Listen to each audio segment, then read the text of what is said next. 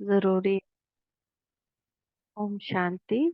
युद्ध और युद्ध के मैदान का राज। अभी अब गीता में दिखाया है कितना बड़ा युद्ध, महाभारत का युद्ध। तो बाबा कहते हैं ये युद्ध का मैदान है। कर्म क्षेत्र, कुरुक्षेत्र। ये गीता का मैदान, ये युद्ध का मैदान है। इसमें राम के बच्चों की माया रावण से युद्ध है। राम के बच्चों की युद्ध माया रावण से है। राम की हम सब वानर सेना है। जो इस युद्ध में जीतना और जैसे जीतता है उस अनुसार ही वह भी ईश्वरीय संपत्ति का अधिकारी बनता है और भविष्य राम राज में राजाई पाता है। इसमें हर आत्मा राजाई पा सकती है।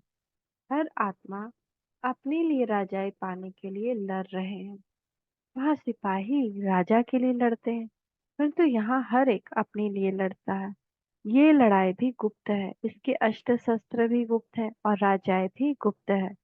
हर आत्मा की अपने अंदर के आसुरी और दैवी संस्कारों के बीच युद्ध चलती है। आधे कल्प तक आसुरी संस्कारों का दैवी संस्कारों पर राज्य चलता है, परंतु अभी समय है दैवी संस्कारों का आसुरी संस्कारों पर विजय पाने का। इसको कहा जाता है युद्ध का मैदान। तुम हर एक इंडिपेंडेंट युद्ध के मैदान में सिपाही हो। अब हर एक जितना चाहे उतना पुरुषार्थ करे।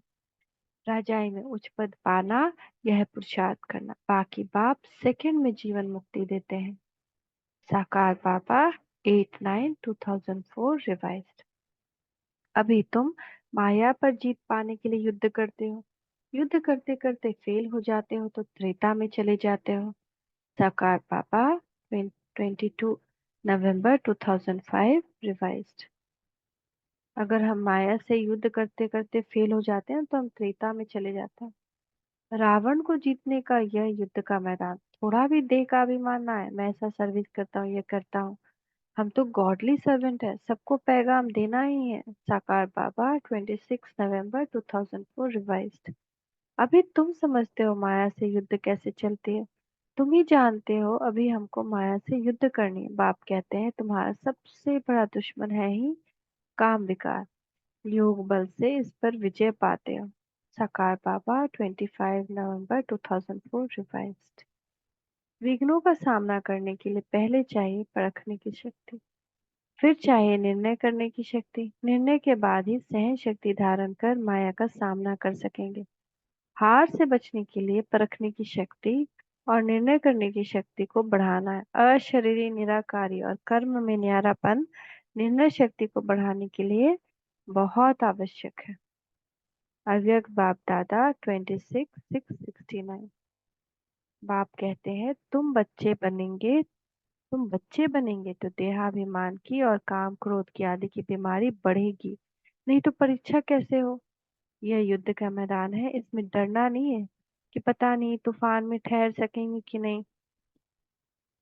जब हम बच्चे बनते हैं ना तो हमारा अंदर का जो बीमारी उपटता है, जैसे होम्योपैथी दवाई खाते हैं ना, तो पहले उपटता है फिर खत्म होता है।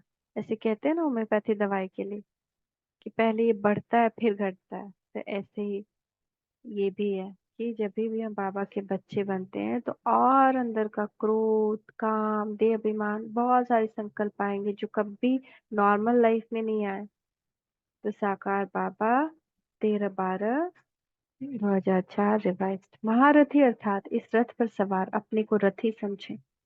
जैसे योद्धे सर्व शक्ति सर्व वैभवों का किनारा कर युद्ध और विजय, इन दो बातों को सिर्फ बुद्धि में रखते हुए अपने लक्ष्य को पूर्ण करने में लगे होते हैं, ऐसे योद्धे बने हो।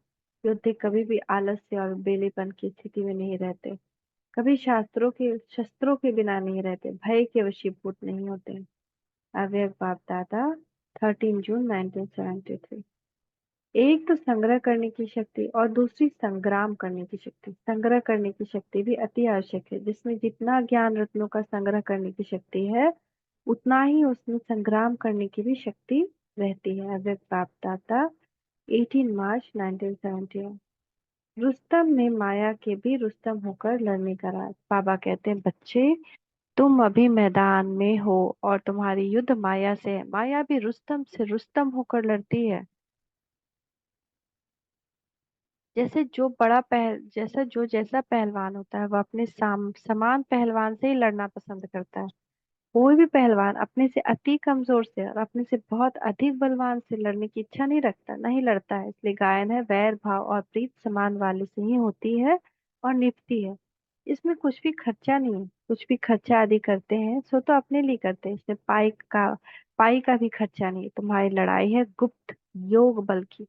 बच्चों को खुशी का पारा चढ़ा रहना चाहिए, परंतु युद्ध का मैदान है, माया ठहरने नहीं देती। साकार बाबा 24/9/2004 रिवाइज्ड। बहुत बहुत बहुत लड़ती है माया। याद का पुरुषार्थ तो इनको भी करना है। सबसे जास्ती मेहनत इनको करनी पड़ती है। युद्ध के मैदान में महारथी से जितना बड़ा पहलवान उतना जास्ती माया परीक्षा लेती है। माया बहुत तूफान लाती है, तो ब्रह्मा बाबा को सबसे ज्यादा मेहनत करनी पड़ी। साकार बाबा 29/2004 रिवाइज्ड। रुस्तम से रुस्तम होकर लड़ती माया रुस्तम से माया रुस्तम होकर लड़ती है। बाबा अपना अनुभव भी बतलाते हैं। मैं रुस्तम हूँ, जानता हूँ मैं बैगर टू प्रिंस बनने वाला हूँ। तो माया भी सामना करती है। माया किसको छोड़ती नहीं है, पहलवानों से तो और ही लड़ती है। साकार बाबा 27 अक्टूबर 2004 रिवाइज। दे अहंकार आया और ये फंसा। बाप समझ जाते हैं जो भी पहलवान पर माया की चोट लगती है, माया भी बलवान से बलवान होकर लड़ती है।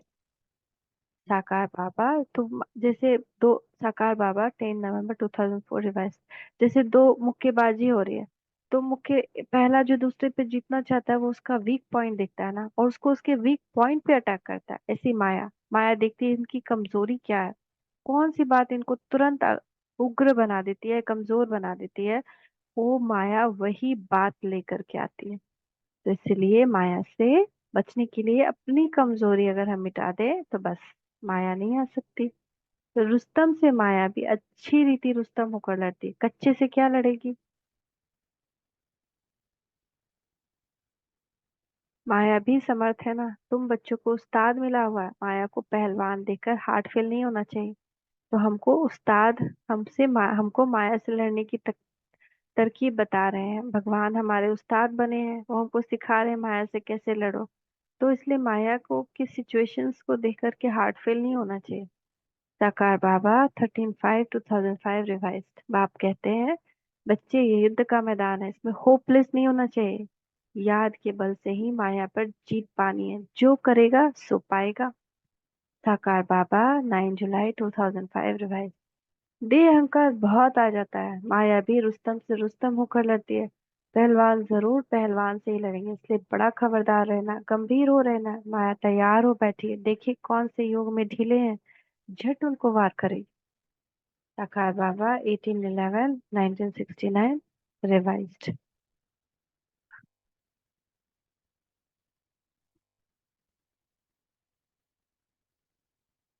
ओम शांति, ओम शांति, ओम शांति।